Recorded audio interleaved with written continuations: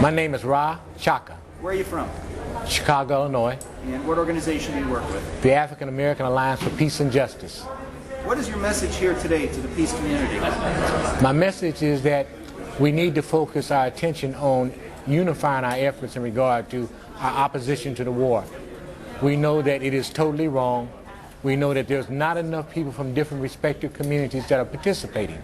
And so therefore we're here at this conference of peace and justice movement people in order to let the world know that we need to cross boundaries. We need to cross racial groups and sexual groups in order to bring more people to this movement.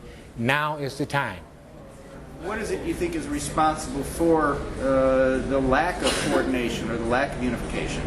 Well, the reason that there's not a lack of coordination and communication is because in respective communities, they're waging wars in those respective communities. Wars such as drugs in the community, crime in the community, lack of employment opportunities in the community, and people are just beat down. They're just been stricken so much with so much harassment and police brutality and those kinds of issues until they're not concentrating on the things such as the war. And so what we're saying to them is that now we need to come together around the different issues, get support from each other so we can merge into a larger group so we can address the real problems and stopping this war and stop spending our money over there and killing other people. You mentioned police brutality. Are you speaking specifically about Chicago, where you're from, or are you talking about other areas? Well, police brutality is going on all across the country.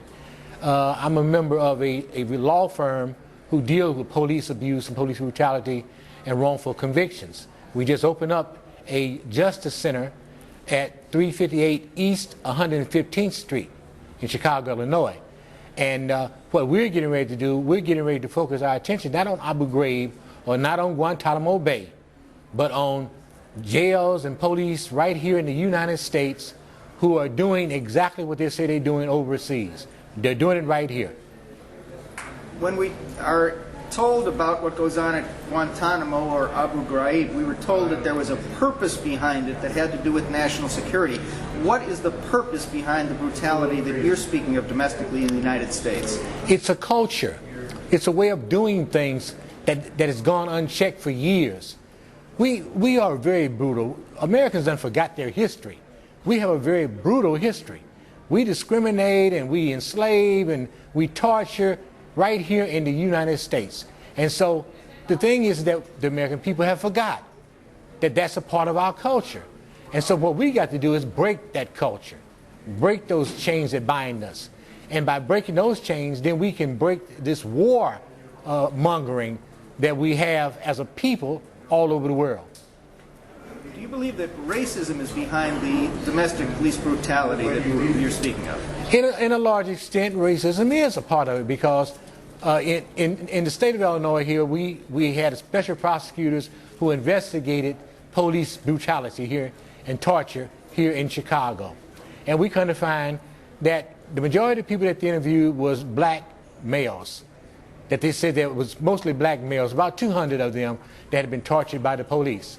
And they didn't say anything about whites, they didn't say nothing about Latinos, they didn't say nothing about women, they didn't say nothing about the children that are under attack by the police department. Our thing is that it's just not a black issue. Now there's a lot of blacks who was tortured, but it's just not a black issue.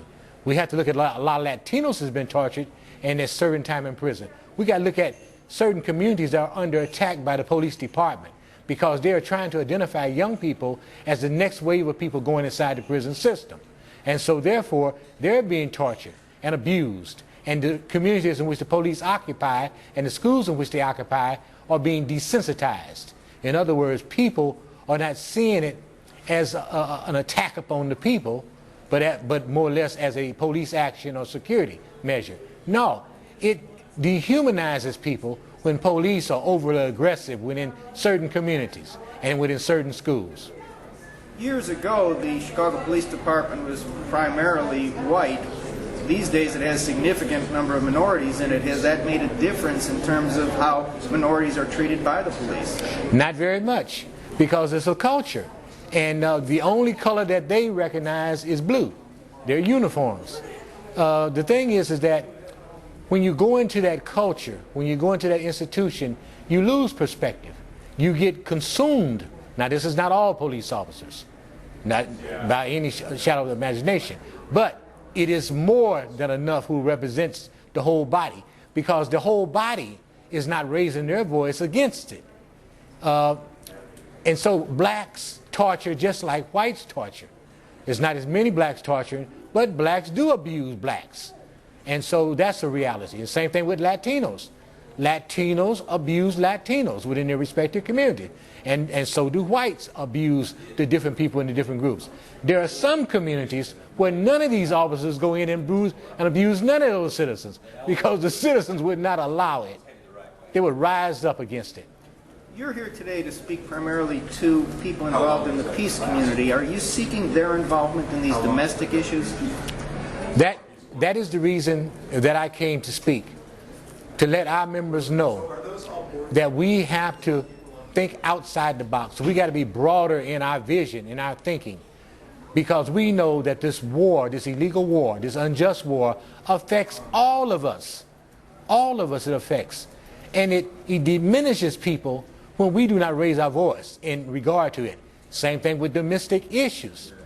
When we see that communities are being exploited, that communities are being made scapegoats for the economic decline within the community, then we as a people have to cry out. We have to cry loud in regard to that injustice. When schools in certain communities are run down and the children do not have the up-to-date books and the computer systems, and their swimming pool has been out of action for the past year or 2 years, and they're not able to take advantage of all of the good programs that other schools that in more affluent neighborhoods get, then all the people, this affects all the people. All the people need to speak up. So I'm here to help develop the coalition of people, because the conditions that we talk about are human conditions.